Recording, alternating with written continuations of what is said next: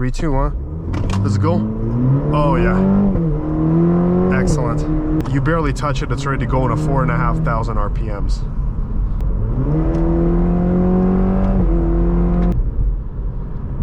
But let's get out here. I like how it holds the gear, so it's always ready to rock and roll. Okay, not bad.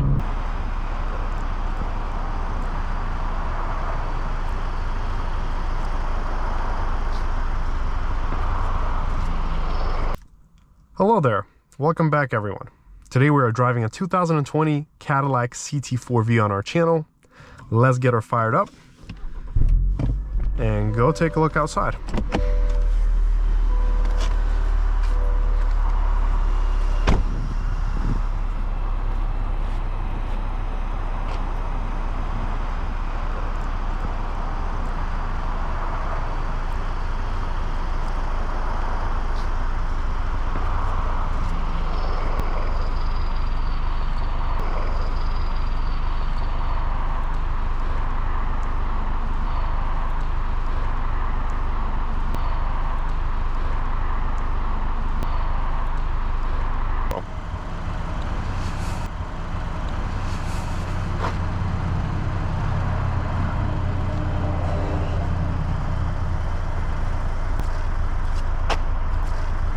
Oh, it's actually a 4-cylinder.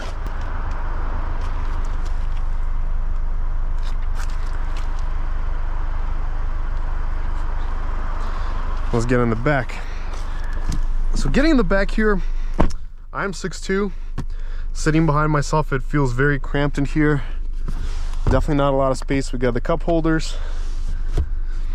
The materials feel good, pleasant, well made.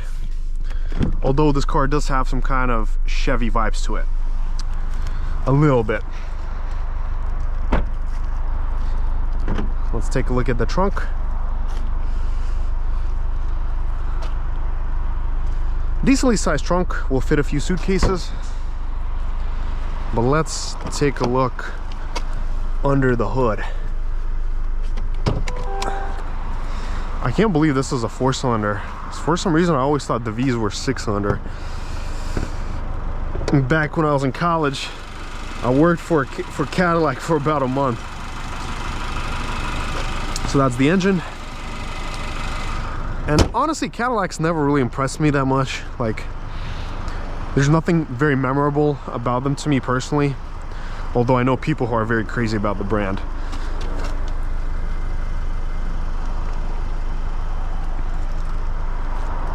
So let's get in here.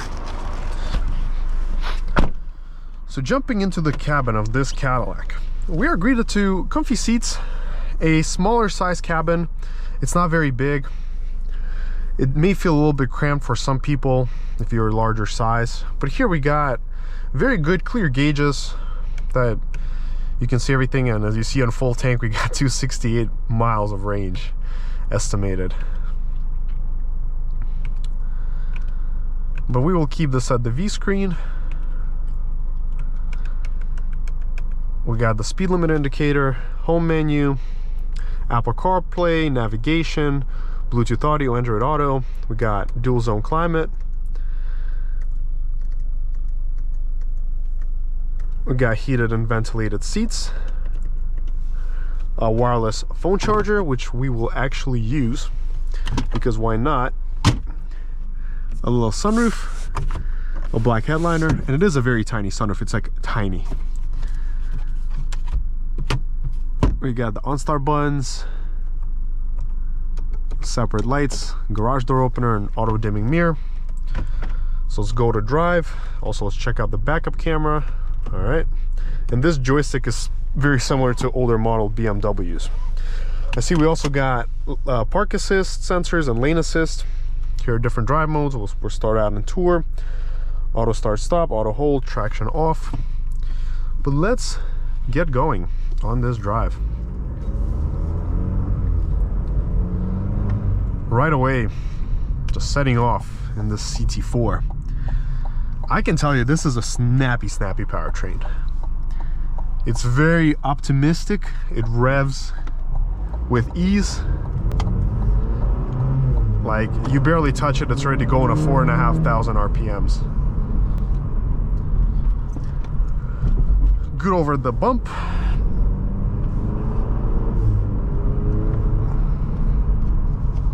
We totally forgot to do the wiper and horn test, so we'll do that now. There we go. The suspension feels planted, solid, and I don't feel any speed at all. Feels quite settled. Instant throttle, instant steering wheel response, and good instant throttle response. And comfort feels very good. So there's a good amount of torque down below. The car is eager to move. And the brake pedal is actually my favorite part so far. It's got such good feedback. Like, you barely press it and the car's already stopping. And it's nice, firm, very informative. But let's go into sport mode. And okay. Nice. Nice. Definitely packs some good punch. Definitely has a good punch to it. All right.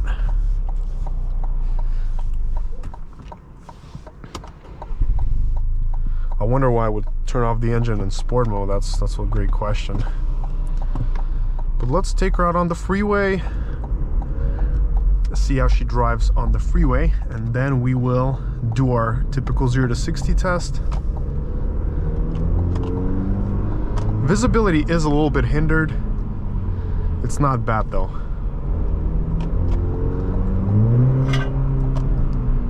Let's see how she takes the first corner.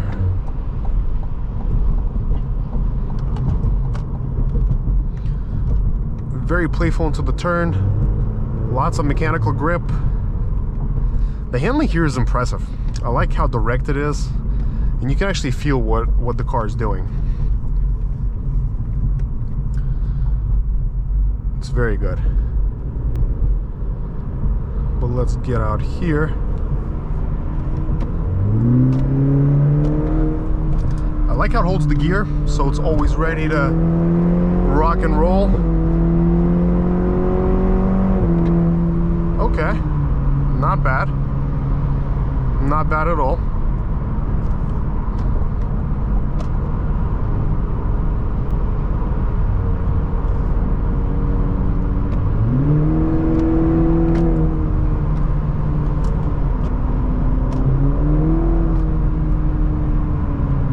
It's very easy to lose a sense of speed in this car because it just feels really quick. And when you go in a fast speed, you don't feel like you're going at fast speed.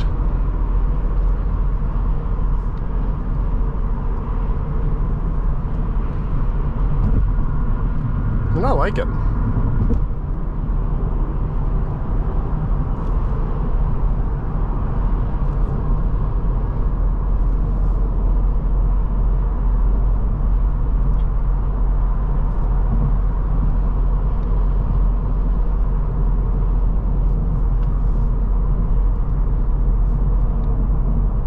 Even in sport mode, the ride feels good. It's not too jumpy, so it is one of the more comfortable sporty cars that I've ever been in. Not bad at all.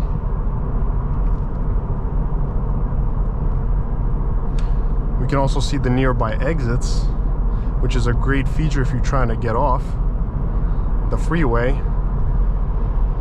Let me see what this will do.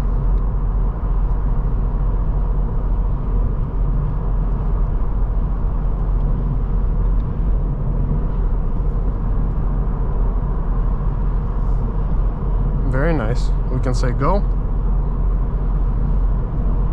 Guidance will start now.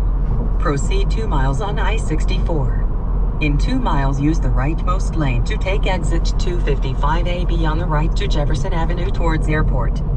Let's connect the Dragy, let it buffer up, and we will do our acceleration test.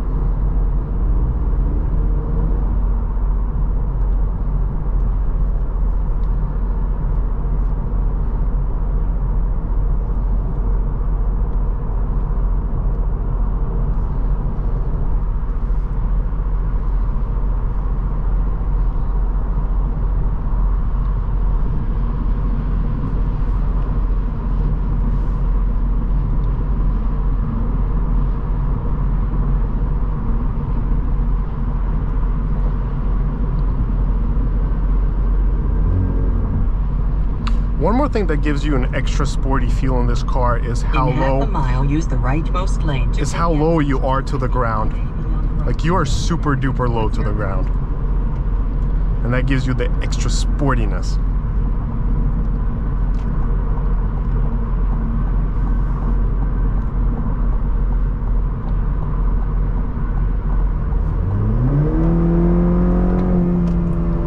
Performance shift active.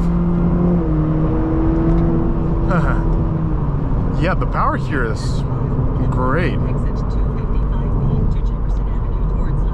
No complaints whatsoever.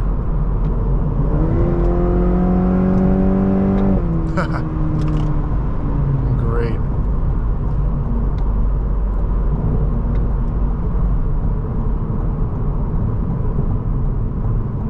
Keep left. In 1/4 of a mile, keep right at exit 255B to Jefferson Avenue towards Hospital. In 1/3 of a mile, make a U-turn at Hospital and Jefferson Avenue.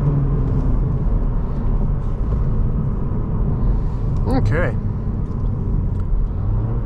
But let's shut off the GPS, Route guidance is now finished. go the other way, and try our first 0 to 60.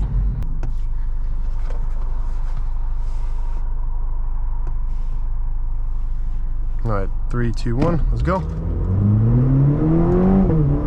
Excellent. Excellent. So we did 0 to 60 in 5.9 seconds.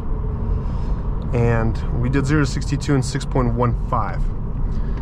Again, we had low satellites for whatever reason, but we will actually fix that right now and do our first real brake boosted 0 to 60 test. All right, so come to a full stop. 3, 2, 1. Let's go. Oh yeah. Excellent. Oh yes. And we did 0 to 60 in 5.23 seconds. And 0 to 62 came in 5.49 seconds. So let's do this one more time, shall we? Let's try this one more time, see if we can do any better. Let's give it a try. Let's go. Ah, yes. Yes. Woo.